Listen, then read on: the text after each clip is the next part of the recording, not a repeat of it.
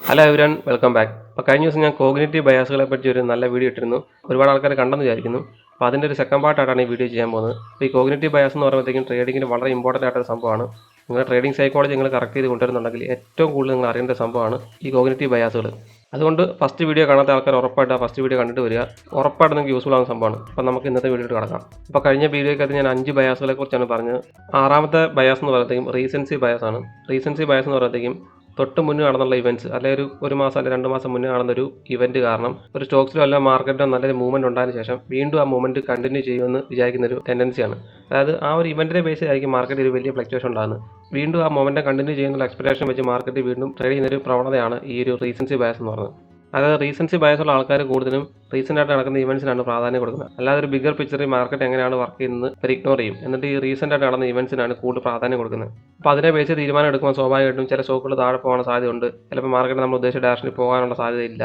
അങ്ങനെ കുറച്ച് സംഭവങ്ങളൊക്കെ ഉണ്ടാവും. ഇപ്പോൾ റീസൻസി ബയസ്ഡ് ആയിട്ട് നിങ്ങൾ ട്രേഡ് ചെയ്യുകയാണെന്നുണ്ടെങ്കിൽ സ്വാഭാവികമായിട്ട് ചിലപ്പോൾ ലോസുകൾ വരാനുള്ള സാധ്യതയുണ്ട്. അപ്പോൾ ഇതിൻ്റെ ഒരു പ്രധാന പ്രശ്നം എന്ന് പറയുന്നത് ഡിസിഷൻ മേക്കിങ്ങിന് ഒരുപാട് ബുദ്ധിമുട്ടുണ്ടാക്കുന്നത്. നമ്മുടെ മൈൻഡ് ഓൾറെഡി ബയസ്ഡ് ആയതുകൊണ്ട് തന്നെ നമ്മൾ എടുക്കുന്ന തീരുമാനം കുറച്ച് തെറ്റാനുള്ള സാധ്യത വളരെ കൂടുതലാണ്. അതുകൊണ്ട് ഈ ഒരു സംഭവം കൃത്യമായിട്ട് ശ്രദ്ധിക്കുക എല്ലാവരും. ഇനിയിപ്പോൾ ഏഴാമത്തെ ബയസ് എന്ന് പറയുന്നത് സങ്ക് കോസ്റ്റ് ഫാലസിയാണത്. അപ്പോൾ ഈ സങ്ക് കോസ്റ്റ് ഫാലസി എന്ന് പറയുമ്പോഴത്തേക്കും നിങ്ങളിപ്പോൾ ഒരുപാട് പൈസ നിങ്ങളൊരു കമ്പനി ഇൻവെസ്റ്റ് ചെയ്തിട്ടുണ്ട്. അതായത് ആ ഒരു പൊസിഷൻ ചിലപ്പോൾ ലോസിലാക്കിയിരിക്കുന്നത്. പക്ഷേ നിങ്ങൾക്ക് വേണമെന്നുണ്ടെങ്കിൽ ആ ഒരു പൊസിഷൻ കിട്ടിയിട്ട് വീണ്ടും ഒരു ഡീസൻറ്റ് പൈസ വരുമ്പം എൻ്റർ ആവുമോ അല്ലെന്നുണ്ടെങ്കിൽ ആ ഒരു ലോസ് പൊസിഷൻ ബുക്ക് ചെയ്ത് മാറുമോ ഒക്കെ നിങ്ങൾക്ക് ചെയ്യാൻ പറ്റും. പക്ഷേ നിങ്ങൾ അത്രയും ടൈം ഇപ്പോൾ ഒരു 6-7 മാസം അല്ലെങ്കിൽ ഒരു ലോങ് പീരീഡ് ഓഫ് ടൈമിൽ നിങ്ങൾ അതിനകത്ത് ഇൻവെസ്റ്റ് ചെയ്തു. അതുകൊണ്ട് റിട്ടേൺ കിട്ടിയിട്ട് മാത്രമേ ഞാൻ അടുത്തുനിന്ന് ഒഴിവാകത്തുള്ളൂ എന്നുള്ള ടെൻഡൻസി പലർക്കും കാണാം. ആ ഒരു ടെൻഡൻസിയാണ് ഈ സങ്ക് കോസ്റ്റ് ഫാലസിന്നതാണ്. അതായത് വെയിറ്റ് ചെയ്യുന്നതോടെ നിങ്ങൾ കൂടുതൽ ലോസ് ഇട്ട് പോകാനുള്ള സാധ്യതയുള്ളൂ. പക്ഷേ കൃത്യമായിട്ട് നിങ്ങൾ ആ ഒരു പ്രോബ്ലം മനസ്സിലാക്കിയിട്ട് എക്സിറ്റ് ചെയ്യേണ്ട സമയത്ത് കൃത്യമായിട്ട് എക്സിറ്റ് ചെയ്ത് കളയുകയാണെന്നുണ്ടെങ്കിൽ ഇപ്പം 2 കൊല്ലത്തെ നിങ്ങൾ ഇൻവെസ്റ്റ്മെൻറ്റ് ആയിക്കോട്ടെ, പക്ഷേ അത് ലോസിലാണെന്നുണ്ടെങ്കിൽ വീണ്ടും അവിടെ പ്രതീക്ഷ നിൽക്കാതെ ആ ഒരു പൊസിഷൻ എക്സിറ്റ് ചെയ്തിട്ട് വേറൊരു നല്ല ഓപ്പർച്യൂണിറ്റിയിലോട്ട് നിങ്ങൾക്ക് ഇൻവെസ്റ്റ് ചെയ്യാം. പക്ഷേ ആ ഒരു സംഭവം ചെയ്യാൻ പറ്റാത്തൊരു ടെൻഡൻസി, കാരണം ഞാൻ ഓൾറെഡി അത്രയും സമയം ഇൻവെസ്റ്റ് ചെയ്തല്ലോ, 2 കൊല്ലം ഞാൻ അതിന് വേണ്ടി ചിലവാക്കി, മാത്രമല്ല ഇത്രയും പൈസ ഞാൻ ഇറക്കി, എന്നിട്ട് എനിക്ക് റിട്ടേൺ ഒന്നും ഇല്ല. അപ്പോൾ ആ ഒരു ഇമോഷൻ കാരണം നിങ്ങൾക്ക് ആ ഒരു പൊസിഷൻ എക്സിറ്റ് ചെയ്യാൻ പറ്റത്തില്ല. മാത്രമല്ല നിങ്ങളൊരു ആവറേജ് ചെയ്യാനുള്ള ടെൻഡൻസി ഒക്കെ വളരെ കൂടുതലാണ്. അപ്പോൾ അങ്ങനെ വരുന്നൊരു പ്രശ്നത്തിനാണ് ഈ സങ്ക് കോസ്റ്റ് ഫാലസി എന്ന് പറയുന്നത്. ഇനിയിപ്പം 8ാമത്തെ ബയസ് എന്ന് പറയുമ്പോൾ എൻഡോമെന്റ് എഫക്റ്റ്.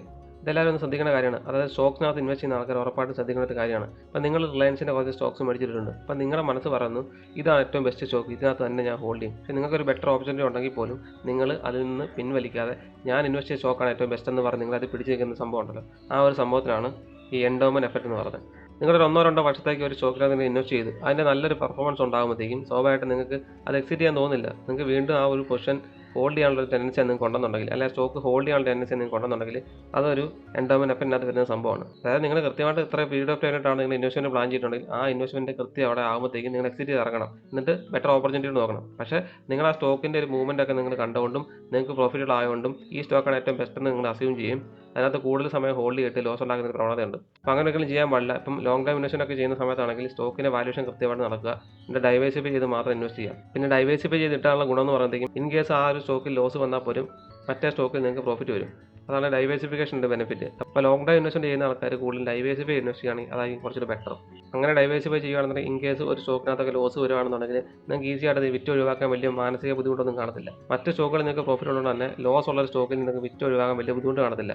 അല്ലാന്നുണ്ടെങ്കിൽ നിങ്ങൾ ആ ഒരു സ്റ്റോക്കിനകത്ത് നിങ്ങൾ ഇൻവെസ്റ്റ് ചെയ്തിട്ടുണ്ടെങ്കിൽ നിങ്ങൾക്ക് സ്വാഭാവികമായിട്ട് നിങ്ങൾ അതിനുള്ള അറ്റാച്ച്മെൻറ്റ് വളരെ കൂടുതലായിരിക്കും, നിങ്ങൾക്കത് വിൽക്കാൻ പറ്റത്തില്ല. അപ്പോൾ ആ ഒരു അവസ്ഥയ്ക്കാണ് ഈ ഒരു എൻഡോമെന്റ് എഫക്റ്റ് എന്ന് പറയുന്നത്.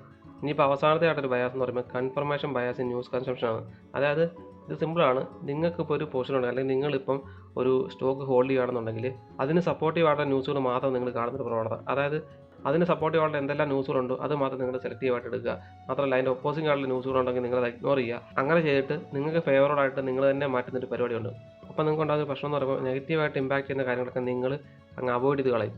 ഇപ്പം നിങ്ങൾ സ്റ്റോക്ക് ഹോൾഡ് ചെയ്ത് വയ്ക്കുക, അപ്പോൾ 2 ന്യൂസുകൾ വന്നു. ഒരെണ്ണം അതിനെ നെഗറ്റീവ്ലി ഇമ്പാക്ട് ആകുന്നു, ഒരെണ്ണം അതിനെ പോസിറ്റീവ്ലി ഇമ്പാക്ട് ആകുന്ന ന്യൂസാണ് നിങ്ങൾ വിചാരിക്കുക. പക്ഷേ നിങ്ങൾ ആ നെഗറ്റീവ്ലി ഇമ്പാക്ട് ആകുന്ന ന്യൂസുകൾ നിങ്ങൾ മനഃപൂർവ്വം ഇഗ്നോർ ചെയ്തിട്ട് പോസിറ്റീവ്ലി ഇമ്പാക്ട് ആകുന്ന ന്യൂസ് മാത്രം നിങ്ങൾ ഉള്ളിലോട്ട് എടുത്തിട്ട് നിങ്ങളുടെ പൊസിഷൻസ് നിങ്ങൾ ഹോൾഡ് ചെയ്യുന്നൊരു പ്രവണതയ്ക്കാണ് confirmation bias in news consumption എന്ന് പറയുന്നത്. അപ്പോൾ ഇത്രയും ബയാസുകളെ പറ്റി ഞാൻ പറഞ്ഞത്, ഈ ബയാസുകളാണ് നിങ്ങളെ ട്രേഡിംഗ് കരിയറിനെ നിർണ്ണയിക്കുന്നത്. അപ്പോൾ ഈ ബയാസുകളിൽ നിങ്ങൾക്ക് മാറ്റി നിർത്തിയിട്ട് നിങ്ങൾക്ക് ഫ്രീ ആയിട്ട് ചിന്തിക്കാനോ അല്ലെങ്കിൽ ഡിസിഷൻ മേക്കാനുള്ള കഴിവ് നിങ്ങൾ ഉണ്ടാക്കിയെടുക്കുകയാണെങ്കിൽ ഉറപ്പായിട്ട് നിങ്ങൾ ട്രേഡിങ്ങിലാണെങ്കിലും ഇൻവെസ്റ്റ്മെൻറ്റിലാണെങ്കിലും നിങ്ങൾക്ക് നല്ലൊരു കരിയർ ഉണ്ടാക്കിയെടുക്കാൻ പറ്റും. പിന്നെ എന്ന് വെച്ചാൽ ഒറ്റ ദിവസം കൊണ്ട് ചെയ്യാൻ പറ്റുന്ന ഒരു കാര്യമല്ല. ഇത് നിങ്ങൾ പ്രാക്ടീസ് മാത്രമേ നിങ്ങൾക്ക് ഇതിനകത്ത് ഇമ്പ്രൂവ്മെൻറ്റ് കൊണ്ടുവരാൻ പറ്റത്തുള്ളൂ. അപ്പോൾ ആ ഇമ്പ്രൂവ്മെൻറ്റ് ഉണ്ടാക്കിക്കൊണ്ട് വരുമ്പോഴാണ് അതിൻ്റെ റിസൾട്ടായിട്ട് നമുക്ക് പ്രോഫിറ്റ് വരുന്നത്. അപ്പോൾ കൃത്യമായിട്ട് നിങ്ങളുടെ പ്രശ്നങ്ങളൊക്കെ മനസ്സിലാക്കിയിട്ട് എങ്ങനെയൊക്കെയാണ് അത് കറക്റ്റ് ചെയ്യാൻ പറ്റുന്ന കാര്യങ്ങൾ മനസ്സിലാക്കിയിട്ട് കൃത്യമായിട്ട് അത് കറക്റ്റ് ചെയ്യുകയാണെന്നുണ്ടെങ്കിൽ ഉറപ്പായിട്ടും നിങ്ങൾക്ക് ഷെയർ മാർക്കറ്റിൽ നല്ല പ്രോഫിറ്റ് ഉണ്ടാക്കിയെടുക്കാൻ പറ്റും. അപ്പോൾ സ്റ്റോക്ക് മാർക്കറ്റിൻ്റെ സൈക്കോളജിയെ നിങ്ങൾക്ക് കൂടുതലായിട്ട് അറിയണമെന്നുണ്ടെങ്കിൽ ഇതുപോലത്തെ കാര്യങ്ങളൊക്കെ നിങ്ങൾ കൂടുതൽ അറിയാൻ ശ്രമിക്കുക. എങ്കിൽ മാത്രം നിങ്ങൾക്ക് ഇമ്പ്രൂവ്മെൻറ്റ്സ് കൊണ്ടുവരാൻ പറ്റത്തുള്ളൂ. സോ ഇതുപോലത്തെ ഒരു വീഡിയോ ആയിട്ട് നമുക്ക് വീണ്ടും കാണാം. അതുവരെ happy investing, happy trading. See in the next video.